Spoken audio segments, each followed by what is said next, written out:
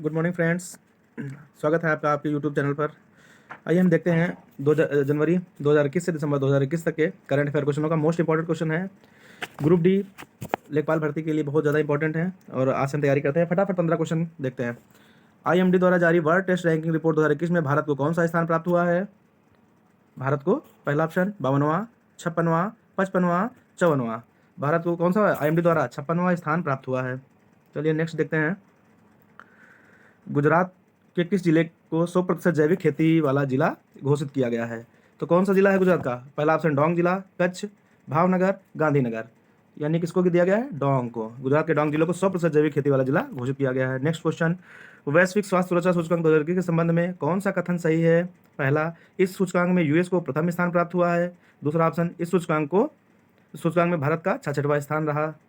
तो कौन सा ऑप्शन सही है? यानी कि इसमें वैश्विक स्वास्थ्य सुरक्षा सूचकांक 2021 में इस सूचकांक में यूएस को प्रथम स्थान प्राप्त हुआ, ये भी सही है, और इस सूचकांक में भारत का 66वां स्थान है। यानी कि दोनों कथन सही हैं।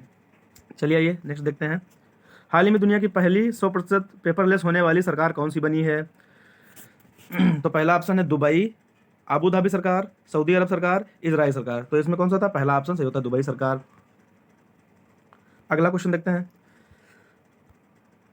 हाल ही में किस देश ने शार्को नामक एक सुसाइड मशीन का इच्छा मृत्यु के लिए प्रयोग किए जाने की मंजूरी दी है?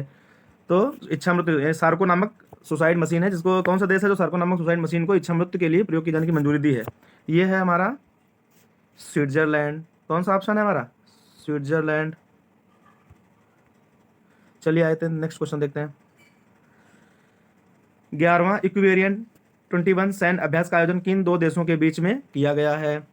पहला ऑप्शन भारत श्रीलंका, दूसरा ऑप्शन भारत नेपाल, तीसरा ऑप्शन भारत बांग्लादेश और चौथा ऑप्शन है भारत और मालदीव। ये 21वां इक्वेरियन सैन्य अभ्यास भारत और मालदीव के बीच में हुआ है। चलिए आइए नेक्स्ट क्वेश्चन देखते हैं। निम्नलिखित नियुक्तियों में कौन सुमेलित नहीं है? पहला ऑप्शन है अदामा बैरो, गाम्बिया के राष्ट्रपति हैं। दूसरा ऑप्शन है ओलाफ स्कोल्स, जर्मनी के चांसलर हैं। चौथा ऑप्शन है कैथरीन रसेल, यूनिसेफ के प्रमुख हैं। चौथा ऑप्शन है गीता गोपीनाथ, IMF के प्रमुख हैं। तो इसमें कौन सा सुमेलित नहीं है पूछा है? तो चौथा ऑप्शन गीता गोपीनाथ IMF के प्रमुख नहीं है, मतलब ये सुमेलित नहीं है। तो आप कमेंट बॉक्स में बताइए IMF के प्रमुख कौन है, वर्तमान में IMF के प्रमुख कौन है। चलिए अगला क्वेश्चन देखते हैं। दिसंबर 2021 में शारदा मेनन जी का निधन हो गया, उनका संबंध किस क्षेत्र से था? पहला ऑप्शन मनोचिकित्सक, दूसरा ऑप्शन कैंसर विज्ञानी, तीसरा ऑप्शन दंत चिकित्सक, चौथा ऑप्शन कार्डियोलॉजी। तो इसमें कौन सा ऑप्शन सही होता है? गीता शारदा मेनन जी कौन है? मनोचिकित्सक हैं। फटाफट आ जाइए, आप हमारे साथ जुड़े रहिए, बहुत ही आनंद आएगा और बहुत अच्छी तैयारी हो जाएगी आपकी।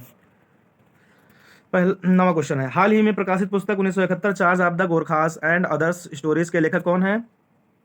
तो पहला ऑप्शन है बालकृष्ण मधुर, दूसरा ऑप्शन है प्रभात कुमार, तीसरा ऑप्शन है गौतम चिंतामणि, चौथा ऑप्शन है रचना बिष्ट रावत। तो इसका सही ऑप्शन हो जाएगा रचना बिष्ट रावत। आइए अगले पे चलते हैं। 10वां क्वेश्चन है नौसेना दिवस के अवसर पर खादी से बने हुए दुनिया के सबसे बड़े राष्ट्रीय ध्वज का प्रदर्शन भारतीय नौसेना द्वारा कहाँ किया गया है? तो बताइए, विश्व के सबसे बड़े राष्ट्रीय ध्वज का प्रदर्शन नौसेना ने कहाँ पर किया है? तो इसका पहला ऑप्शन है कोचीन, दूसरा ऑप्शन है मुंबई, तीसरा ऑप्शन है विशाखापट्टनम और चौथा ऑप्शन है चेन्नई। तो इसमें कौन सही होगा? मुंबई पर किया गया है सबसे बड़े राष्ट्रीय ध्वज का प्रदर्शन। चलिए अगला क्वेश्चन है हमारा दिसंबर 2021 में मिथिला मखाना को GI टैग दिया गया है, यह किस राज्य से संबंधित है? पहला ऑप्शन है बिहार, दूसरा ऑप्शन है झारखंड, तीसरा ऑप्शन है असम और चौथा ऑप्शन है पश्चिम बंगाल। अब मिथिला मखाना, मिथिला नाम से ही आप समझ गए होंगे कि कहाँ पे है ये? बिहार में। इसका सही ऑप्शन कौन सा हो जाएगा? बिहार। चलिए 12वें क्वेश्चन पे आते हैं हम लोग। 12वें क्वेश्चन पे आते हैं। टाइम मैगजीन द्वारा किसे 2021 के लिए पर्सन ऑफ द ईयर चुना गया? पहला ऑप्शन है जेफ बेजोस, दूसरा ऑप्शन है एलन मस्क, तीसरा ऑप्शन है जो बिडेन और चौथा ऑप्शन है नरेंद्र मोदी। तो इसमें हमारा सही ऑप्शन कौन सा हो जाएगा? Person of the year 2021 Elon Musk को चुना गया है, टाइम मैगजीन ने चुना था, आपको पता भी होगा। और हाल ही में किस भारतीय वास्तुकार को ब्रिटेन के प्रतिष्ठित शाही पदक रॉयल गोल्ड मेडल 2022 से सम्मानित किया गया है? पहला ऑप्शन है बालकृष्ण दोषी, दूसरा ऑप्शन विमल पटेल, तीसरा ऑप्शन है मोहम्मद हाफिज, चौथा ऑप्शन है राहुल मल्होत्रा। तो इसमें सही ऑप्शन आपका हो जाएगा, पहले से भी लगा था, बालकृष्ण दोषी को। किसको चुना गया है भाई? रॉयल गोल्ड मेडल 2020 से किसे सम्मानित किया गया है? ब्रिटेन का एक शाही पुरस्कार है, यह पदक है, तो बालकृष्ण दोषी को चुना गया है। अगला 14वां क्वेश्चन है, जूनियर विश्व हॉकी विश्व कप 2021 के संबंध में कौन सा कथन सत्य है? पहला, इसका आयोजन भुवनेश्वर उड़ीसा में किया गया। दूसरा, अर्जेंटीना ने जर्मनी को हराकर इस विश्व कप को जीत लिया। तो इसमें दोनों ही ऑप्शन सही लग रहे हैं, यानी कि पहला भी सही है, इसका आयोजन भुवनेश्वर में हुआ था, और अर्जेंटीना ने जर्मनी को हराकर इस विश्व कप को जीत भी लिया था, यानी कि इसमें कौन सा हो जाएगा ऑप्शन? तीसरा ऑप्शन, दोनों कथन सत्य हैं। 15वां क्वेश्चन, 15वां यानी कि इस वीडियो का लास्ट क्वेश्चन है। क्रिस्टियानो रोनाल्डो 800 से अधिक गोल करने वाले दुनिया के पहले फुटबॉलर बने हैं। इसका संबंध किस देश से है? अर्जेंटीना, इंग्लैंड, तीसरा ऑप्शन पुर्तगाल और ब्राजील। तो इसमें आपको पता है अर्जेंटीना का कौन सा, क्रिस्टियानो रोनाल्डो कहाँ से हैं?